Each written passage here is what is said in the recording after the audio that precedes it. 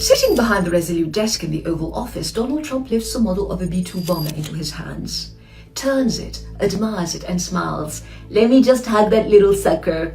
Not a joke, not a slip, a glimpse. He praises its size, marvels at its power, boasts that when he sent its real counterpart into the night, every single bomb dropped right down the chute. This is not how a leader or even a man speaks about war. This is how a child speaks about a toy, and that is what's so chilling. He doesn't speak of tragedy, of cost, of death. He speaks of spectacle, of mastery, of pleasure. Over and over again, "We have the strongest military by far. No one even close fears them, and it's not even close." He lingers with glee on bombs falling perfectly. He revels in the biggest explosions anybody's ever heard. Days earlier, he looked at Cog Island, reduced to rubble, and said the US could strike at some more just for fun. Just for fun. Violence is not reluctant, it is indulgent. Not a burden, an appetite.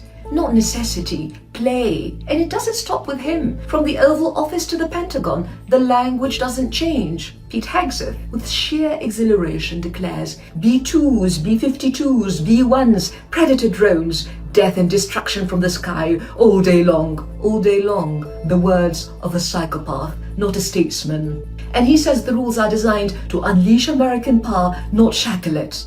No restraints, in other words. Permission to destroy, permission to relish the act of destruction. This is not rhetoric, this is doctrine. At Munich, Marco Rubio calls for a Western civilization to regroup, to reassert dominance, to build a new Western century. Colonial guilt?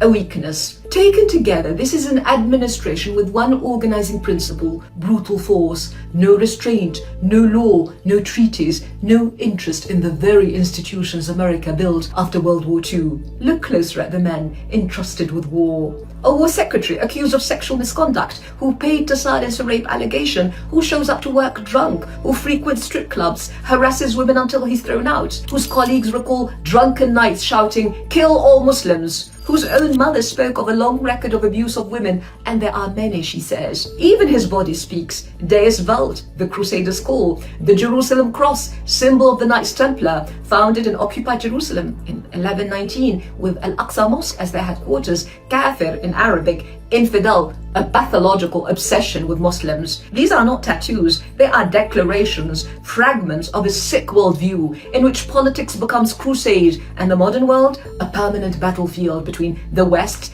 and its enemies, Islam foremost among them. And then those who don't just surround power but steer it. Jared Kushner, Steve Witkoff, a son-in-law, a real estate magnate, no diplomatic training, no strategic depth, yet placed at the center of nuclear negotiations. This is not unconventional, it is structural. Proximity replaces competence, loyalty replaces expertise, nepotism replaces statecraft. But the problem runs deeper still. A British diplomat described them as operating like Israeli assets. Reports go further. The president was not merely advised, but misled, presented with a distorted picture of negotiations that paved the way to war. And the concern did not stop there. From inside the system, a resignation. The director of the National Counterterrorism Center, unable to support a war launched without necessity, no imminent threat, no justification. And he pointed directly to pressure from Israel and its lobby as a driving force behind the war. Because these men are not just aligned, they are embedded. Witkoff, a staunch supporter of Israel, close to Miriam Adelson,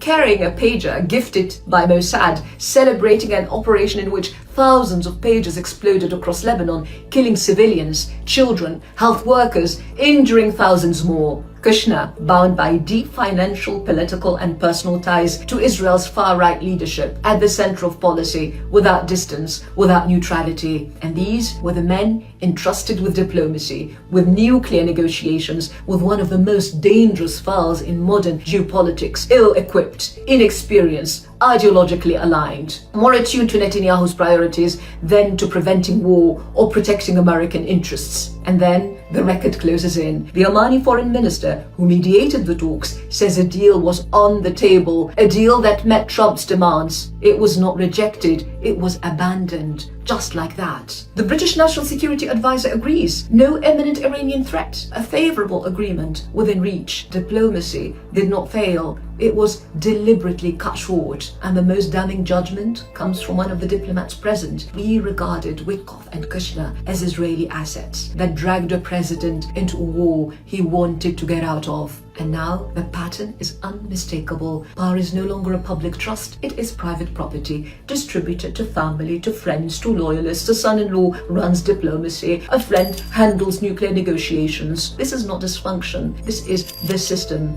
And through it, American power bends, not toward its own interests, but towards the priorities of another state. Diplomacy no longer mediates, it acts on behalf of another state. And the machinery of the United States, its fleets, its bombers, its sanctions, its global leverage is bent to serve. And as the Omani foreign minister warned, there are two parties to this war who have nothing to gain from it. America has lost control of its own foreign policy. What we're witnessing is something more primitive, a thuggish, power-drunk administration where domination is the only language, militarism, civilizational arrogance, crusading fantasies, no longer at the margins, but at the center of power. These are not fringe figures, they command fleets, bombers, armies, and they speak like a gang, boastful, taunting, intoxicated by force. And even now the language doesn't change. Last night Trump tweeted saying, "I wonder what would happen if we finished them off." Not strategy, reprisal, not just against Iran, but against anyone who refuses to fall in line. A modern Nero, flames rising behind him, spectacle before him, and a world watching in horror.